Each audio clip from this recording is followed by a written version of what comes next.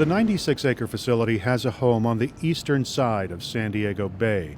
The downtown San Diego skyline is nearby. Barrio Logan is just outside the gate. Joel Valenzuela manages the cargo facility. A ship comes in, they either load or unload cargo, and then that cargo is delivered to its final destination. On this day, a cargo ship is using one of the terminal's 8 berths to bring in fresh fruit. The product is lifted off the tethered vessel, then moved around a long warehouse to Dole's 300,000 square foot refrigerated facility. There, the cargo is processed and stored until trucks take it to market. We are a specialty port, which means we don't process containerized cargoes in large volumes like the big ports of LA, Long Beach, and Oakland. We process things that are not in containers. But Valenzuela thinks the port can do more. He's standing in front of one of 2 long warehouses that used to store cotton and animal skins. The buildings crowd the pier and have outlived their usefulness. Valenzuela says tear them down and the terminal gets a lot more open space.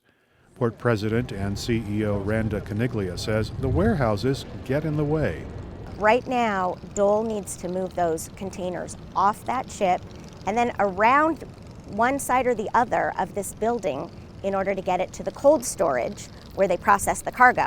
So if the building were gone, they'd have a direct shot and be able to conduct their operations faster. And in the shipping industry, time is money.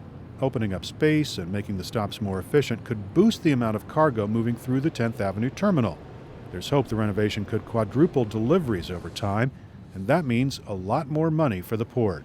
Increasing the throughput, which creates more jobs and more economic impact for the region. But increasing the amount of cargo coming through the 10th Avenue terminal is also increasing the amount of truck traffic moving in and out of the facility. Barrio Logan resident Erik Ortega says that means more pollution in his neighborhood.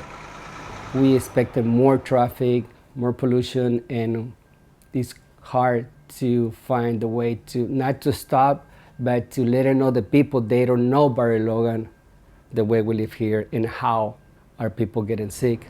Ortega and his wife Alexia currently live in a modest home just a half block away from Cesar Chavez Parkway. They were fixing breakfast on a recent morning before discussing their concerns. Alexia Ortega says the neighborhood already suffers from pollution generated at the port and other industrial sites.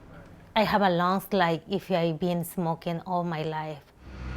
Ortega says there was one point where she got so sick from pollution that it took 6 months of medical care for her congested lungs to recover. Finally, I had my lungs clean, but they told me when I'm gonna be old, I'm gonna be carrying that oxygen because the issue that I have on my health. That's not the future she wants for her teenage son, who shares their Barrio Logan home. God bless you.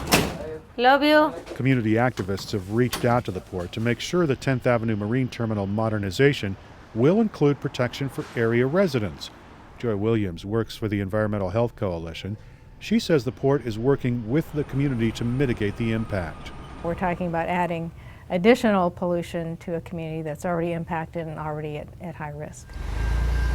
Williams is hopeful the port will come up with a solution that allows for the expansion without any serious environmental impacts. She says there are easy things like rerouting truck traffic, and there are long-term solutions that will control or even reduce pollution at the terminal. Where we see terminals going into the future is increasingly electrified and away from diesel.